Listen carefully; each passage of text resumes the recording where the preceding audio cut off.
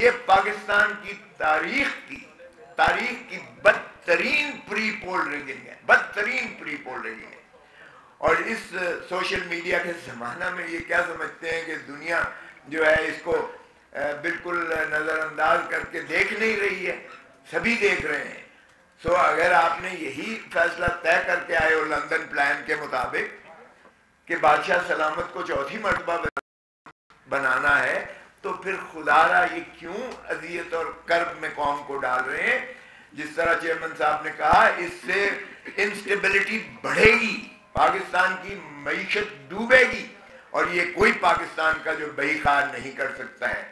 خدا را آپ نے لندن پلان کے تحت ایک ایک کر کے اس طرح اپنے کیسز کو تو بڑی سرعت کے ساتھ فیصلے کروا کے آپ بری ہو گئے، پوتر ہو گئے۔ تو کیا وہ پاناما لیگ کے جو پاناما میں جو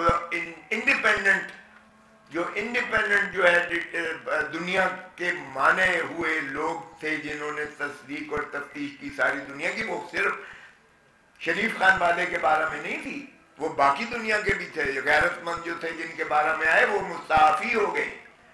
لیکن ہم نے وہ 6 جو آف شور کمپنی تھی، کہتے ہیں جی نام نہیں ہے نواز شریف کا، نام نہیں۔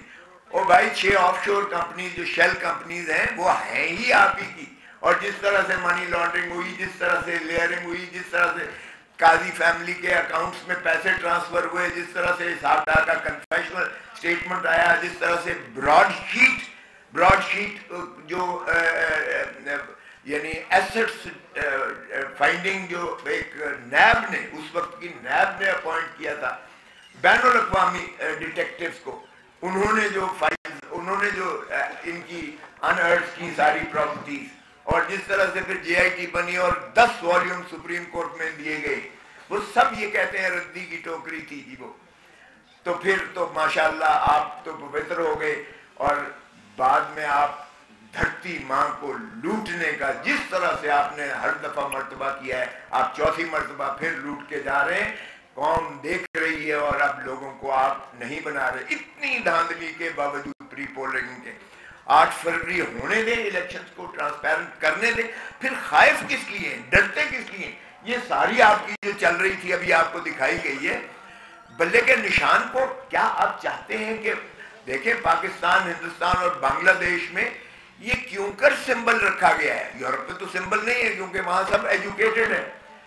یہاں ہماری جو ان ایجوکیٹڈ ہیں، جو لکھنا پڑھنا بھی نہیں دیکھ سکتے، وہ نشان پر ہی ووٹ دیتے ہیں۔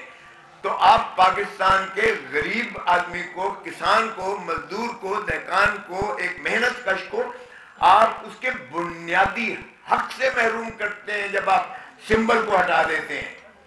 اور یہ خوش نہ ہو، کل کو شیر کی باری آ سکتی ہے، پرسوں تیر کی باری آ سکتی ہے، تو یہ کب تک کھیل تماشا آپ کرتے رہیں گے؟ اس ملک کی جمہوریت کے ساتھ کھلواڑ کرتے رہیں گے۔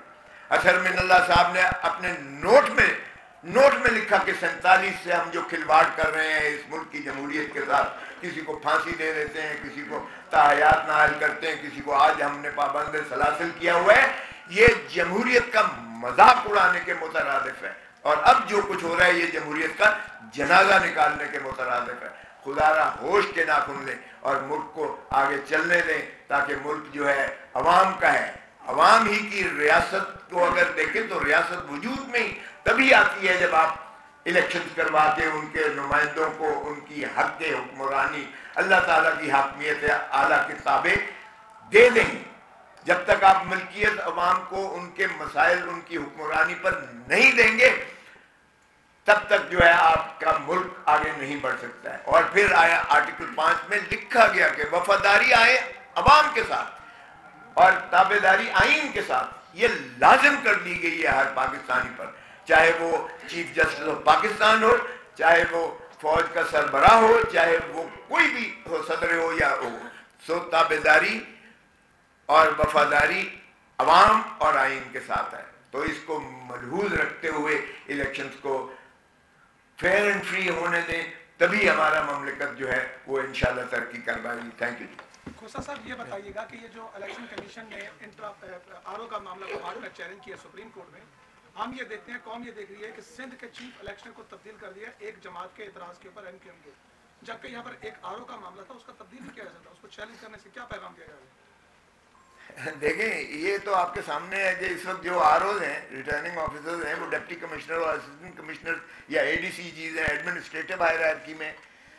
उनके तो जिस तरह से शाह महमूद कुरैशी को जब सुप्रीम कोर्ट ने बेल ली तो उनको जिस तरह से धक्के दिए गए, वो दरअसल शाह महमूद कुरैशी को धक्के नहीं दिए गए, वो सुप्रीम कोर्ट को धक्के दिए गए। सुप्रीम कोर्ट के उस हुक्म की तजलील और तजहीक की गई है, और एक डिप्टी कमिश्नर जो है इस्लामाबाद, वो उसका डिटेंशन ऑर्डर कर रहा है 5 maintenance of public order ordinance.